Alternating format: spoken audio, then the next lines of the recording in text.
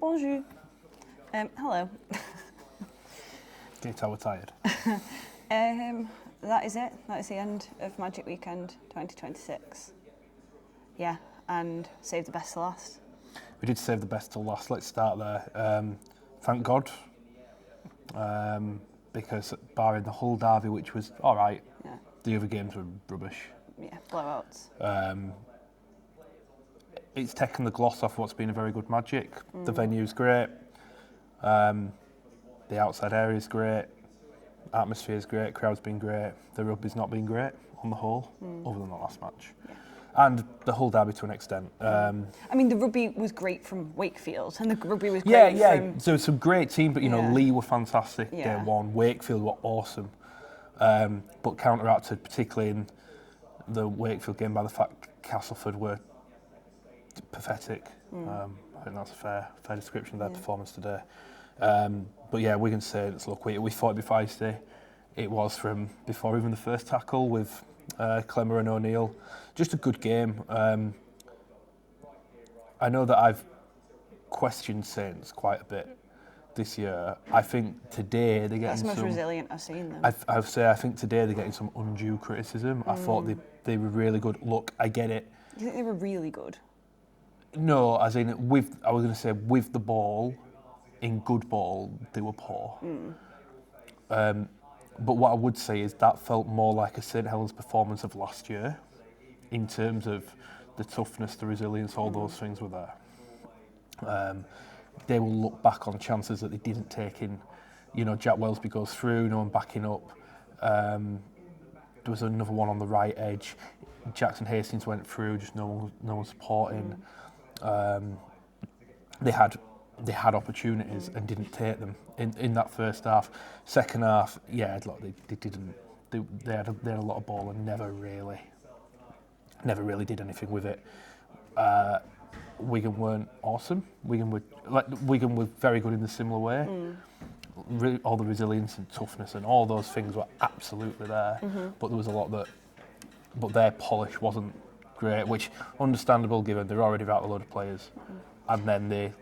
Well, I think what was adding to the drama of the match was both sides were already down on troops and then were losing people in the match as well. So it was just a frenzied. Never known a game like that. No. In terms of just players going off here, there, and everywhere. But if you look at the hits in the match, it makes complete sense. Oh, we watched the first half behind the sticks, right where the photographers go, just to get a different angle, and some of those collisions are mad. Yeah. Look, in terms of that, it was good. It's probably given me a bit more hope that Saints can do something this year than I had before, because I just didn't think they had the ability that in them.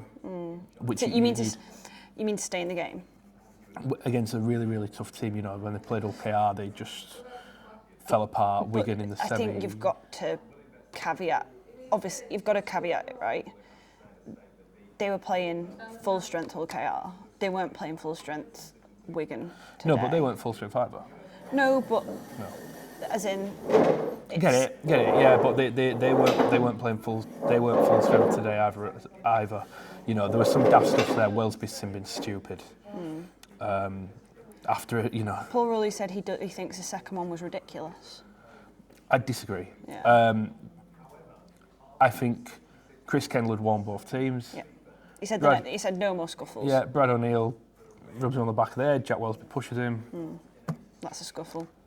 So I think absolutely fair. There was. I tell you what, I'm starting to get a little bit frustrated by, and sorry a lot of this game. Minuscule things being pulled up as penalties, and there was a few both ways today where. Captain's challenge gets pulled in, and if you're a millisecond out, it's given as a... It's happened in a few games this year where players are getting penalties for... Then they were touched in the air and they're a toenail off being on the ground, and it's given a penalty. There were a few of them today. Jay Field got pulled up for when Tristan Saylor dropped the ball in the air. It's the one at the end, Ollie Partington, that's to me not a late tackle. But in the way that we're going with Captain's Challenge, it's like football, everything now being scrutinised so severely. Things like that have been pulled up, and there was things the other way. Saints had some calls going against them which were wouldn't say wrong, but they felt hard. You'd be right to feel aggrieved by going against you. I've just honestly been captain's challenge. I'm sick to death of it. I mean, the game was about 2 hours and 20 minutes. Come on. But due to the fact that St Helens used 4 captain's challenges, and they were all successful. All right, which proves the value of captain's challenge. I get that. But yeah, but no, good game. Big win for Wigan up to second. Saints, defeat in the 6th now, and they're only 2 points in front of Lee again, which is nervy territory. But I think they can take a lot from that. The issue for both teams is the injuries, because... Well, this kind of brings us full circle, actually, because I was going to say, right, we've had these blowouts, but it can all go back to the fact, for me, we don't have enough players for the number of teams. So when every team's getting loads of injuries, when those with the lower calibre and roster of players are getting those same injuries that other clubs are, it means that we are having not Super League standard players play week in, week out and get drubbed every week. Yeah. And we saw that this week. Your likes of your Wigan, your Saints, your Leeds, etc., can take a few more injuries. We saw with Lee. Lee can't take many injuries. They've not got enough players. But the bigger clubs can take more injuries, and then it starts to hit. Yeah. That's what's kind of happened with Saints Wigan at the minute. That derby today is so good because both teams were missing players. Yeah. Crucially. Yeah. If Wigan hadn't had those 4 injuries last week, we don't get that derby, I don't think. I agree. So, and it's purely because we don't have enough players and we're spread too thin. Fascinating now for both teams, though. You know, Saints lose Daz Clark today, bad ankle injury. Walmsley and Delaney with the HIAs gone for a week. Yeah, they both failed, didn't they? Yeah. Well, Paul Rowley in his presser has said he won't be influenced by anyone else, which I assume is... On the loan market. I mean, you couldn't blame him at this point. He's just seriously down on troops. Wigan, you know, so they've lost Nathan Lowe, that was horrible to watch, actually. Yeah, it was horrible. Hope he's okay. Junior December. Then Sember goes off. That could be really costly for them, with Liam Farrell already out. So they're... both teams might feel the impact of that for a while. For Wigan, they get the consolation of the 2 points, though. Well, it's a classic case of every other team going, I hope you just smash the shit out of each other, and they did. Yeah. Toulouse, I can't remember, Wigan play Warrington next week? Wigan do play Warrington, yes. Oh, Sam Burgess for like, nice one, lads. Yeah, well, but that match now might genuinely be a decent contest because both have injuries. Could well be, yeah, it could well be. I mean? And Saints, host Toulouse. Who just drubbed. Went on a mad one. What the hell was that? That was weird. Also, someone in the comments let me know, because I couldn't hear it and I didn't understand it, with the Jack Wellesby try, what was the decision about it hitting Shane Wright? Someone let me know, because I was confused by that. Yeah, it was a strange try. But yeah, let's move on to the other games. Cass, listen, let's start. Wakefield was so good. Back to the best. Slick. They were classy. They looked very, very good. Classy with Wakey. Johnston and Walmsley on the wings and Rourke at full back.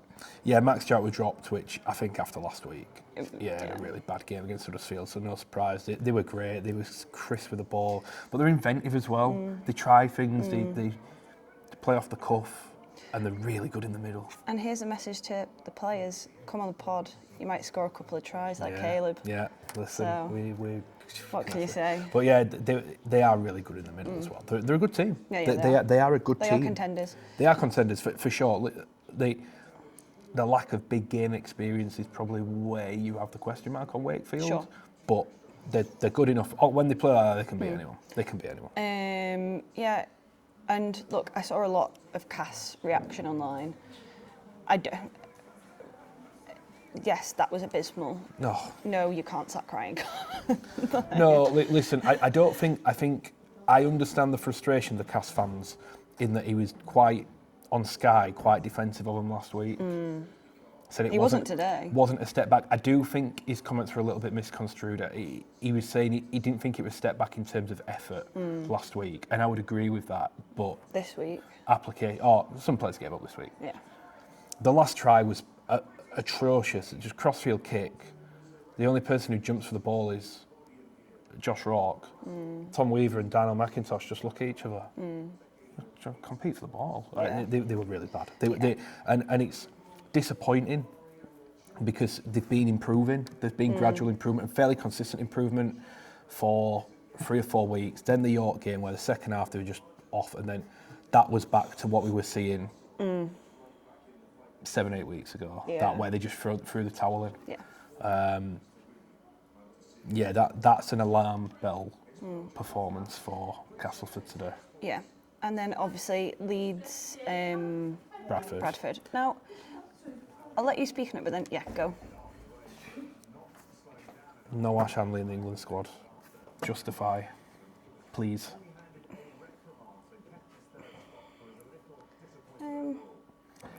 The sensible. I'm not gonna have like.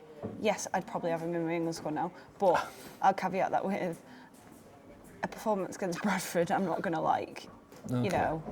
lose my mind over. Fair, no, that's fair.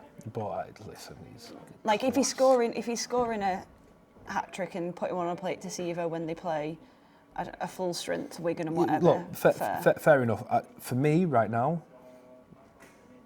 if you're basing it on this season, which you like to do, he plays in front of Jake Wardle. Yeah, I get that.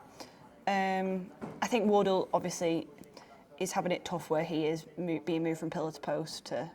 He's had an injury himself this year, and he's played on the wing a bit today, and he's not in his groove. And his partner's changed all the time. Yeah, exactly. He's had a tough. Like today, he's just coached Ollie Partington through playing centre. 100%. Do you know what I mean? But that's not me bagging Jake Wardle. I think he's a great player. Handley's been on this season the better player. I think John Wilkins said he thought Myla Hanley. Listen, I said midweek, we're really looking forward to seeing him play this week. I just think with Hanley, his defence isn't quite good enough. With the ball, he's international standard. Without, I'm not sure he is. He's definitely getting better in that regard, though. I think he can play for England in the future. But Lee, look, did we learn a lot about Leeds today? See, the thing for me is, do you know what is I think a slight thing that Brad Arthur, and he talked about it the second half. Look, for me, they did it against Toulouse as well. They have these periods where they leak too many points. And they've had a few high-scoring games where, like, even against Huddersfield not too long ago, they conceded 20 odd. And that's what I mean. And I'm saying there'll be teams that you can't do that against. Well, it's standards, isn't it? Yeah. Because we saw it at Wigan last year. Do you remember Wigan did this a lot, where they'd be cruising games and then end up the Challenge Cup, then lost to Hull. Yeah. They played Lee in one game and they were like 26 something up and they got pulled right back. There were a lot where they conceded a barrage of points in quick succession. It's all well and good. They're winning by whatever. You're not going to lose the game, but you don't want those behaviours becoming habit when you can't. Now, that's just something to address. Yeah. It's a standards thing, isn't 100%. it? Standards thing. And it's just, do you know what? I think for me, more than anything that clicks at Leeds, though, you can tell when every single player just loves their coach. Yeah. And it's not a case of they think he's like the nicest guy in the world. They just think he's an amazing coach. Yeah. Like Ash Hanley was saying when he got player of the match, like, the standards, and he's really hard on all of us. Look, he won't give Jake Connor a compliment for about a year, but they all love him for it. And I just think they're a group that all has bought into what they're doing. And a good team. They are a good team. They've just got threat all over the pitch. You can't clock off against Leeds. I think there's a few little doubts on them. They can get a bit leaky defensively, but in their credit, it is only when games are won. It's like a switch off. The other thing and look, we were never going to find that out today. This is what I want to see: Leeds trailing a game. Okay, I get what you mean. And come back and win. They're not. For the last couple of years, they've not been a good chasing team. No. So that's my question over them, and the likelihood is in a playoff run, you might have to win a game from behind, and that's the one thing I'm not sure on with Leeds yet. But they're ticking all the boxes at the minute. They've got a relatively decent run of fixtures now, where they don't. This was the start of. They don't have it all too tough. They're the real strong favourites for the league leaders now. Real strong favourites. Hard to see them not winning it, to be honest. Yeah, green shoots for Bradford, I thought, in areas in that second half. Bradford, look, I think when Bradford, a bit like Toulouse, when they're on, the way they play, if they nail their execution. Well, everyone knows Kurt Haggerty's style is that off-the-cuff, throw the ball about way, and to play against it can be incredibly difficult when it clicks. And in a couple of times in that second half, it did click. Yeah. But obviously, it doesn't click all the time. If they were hot, minute 1 to minute 80 every game of the season, they'd be right up there. Yeah. But the way they play, not so much. I don't think it's that they can't do it. I think they've probably just not got the calibre of player that can do it consistently. Yeah. I think, give Kurt Haggerty a Leeds squad. I'd love to see what he'd do with them. Yeah. But look, it's been a good season for Bradford. They've still not won away from Odsal, which is a problem. Yeah. And a lot of games have been well beat as well. They're like the opposite of Hull. Yeah. So they need to fix that up. They just got beat by a better team today, and a very, very good team. Bradford they weren't great, but they were gassed because they were playing such a good team. So not much to say on Bradford this week. I guess rounding it out with that final match again, ridiculous. Both teams crazy. The amount of injuries that every player had walking through the tunnel then was just crazy. There were stitches, bruises, blood. We went to was it even Howard? Yeah. Just and said how many stitches, and he was like, I think 6. Like they're just not even. Everyone was hobbling. Yeah, everyone was hobbling. But yeah, I know obviously probably a frustrating game for both sets of fans, but for watching as a spectacle. Yeah. The drama was there. We have the derby debate all the time, and I'm bored of it. But I've always said to you, it's the match itself, and it's the best derby. I still think the atmosphere at the Hull derbies is better, but I thought today was great. A bit different at Magic, but intensity. I also think though, and we've discussed this before, we've had quite a few years of Saints and Wigan just saying how much they respect each other. I tweeted this. Isn't it nice just to see both teams very clearly hate each other and not pretend that there's this... And it's not saying that they don't respect each other. Of course they respect each other, but I'm from St Helens. They hate each other. Just own it. Yeah, cut the act. Yeah. Cut the act. Let's just get back to... Yeah, we hate them. We hate you. Yeah. You can shake hands at the end of the game and go well played, but... We hate you. And it's nice that we've got a bit that niggle back. 100%. It's made... I thought the rivalry, and I'm an outsider, right? I'm not entrenched in the Wigan Saints rivalry at all. I'm not from the area, but it was a rivalry that I thought was quite stale. It's not anymore. Not anymore. We're back to what it should be. Yeah. And that's good for Super League. Yeah. But that's why I enjoy even look, David Clemmer and Brad O'Neill, it's just funny. It's it's so good to watch. Yeah. That's what you want to see. Of course it is. That's what Sam Burgess and James Graham did in the NRL. Are we not already looking forward to Clemmer and O'Neill getting back to each other in a couple of weeks? And then both go in when you ask them what was said. Nothing. Yeah. It was so good. Obviously, imagine if we'd have gone to Golden Point. Jeez. That would have been quite the... It would. I had a feeling if we'd have gone to Golden Point, the Saints were on the roll. Possibly. I mean, I felt for Jackson Hastings because... He seemed to just skew it, I think. He did skew it, but it's a tremendously hard kick because he's wide and 30 metres away, so he's got to hit it hard. And when you hit, it's like anything, trying to hit it hard and trying to keep your technique is very difficult. And he just didn't. He got the power. It just was nowhere. Yeah. So but it's hard. It was a very, very difficult kick. It's one of those where. You give him 15-20% chance of kicking that. Really? Yeah. I think you're being a bit... From a touchline conversion, when you score... He's a very, very good kicker. Yeah, but you're 20 metres out, right? So you're 10 metres closer. Is he still... What are you giving someone a touchline conversion chance of? 50%? I guess it depends on the kicker. Yeah, but then you're 10 metres further back as well. It's a very difficult kick. And I'm glad no one's been hammering... him because it would have been harsh. There's not many players. The only player that sprung to mind who would have kicked that was Pat Richards. But you struggle to find many who'd be able to kick that goal. Cleary? But no. Anyway.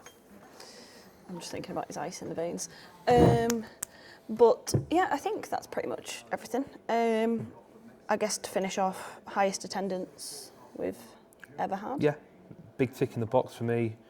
The fan hub outside makes my concerns over stuff to do alleviate, because as mentioned, Newcastle, you just drop out and give in the city. Not quite like that here, but it worked. It did work. Bring on next year.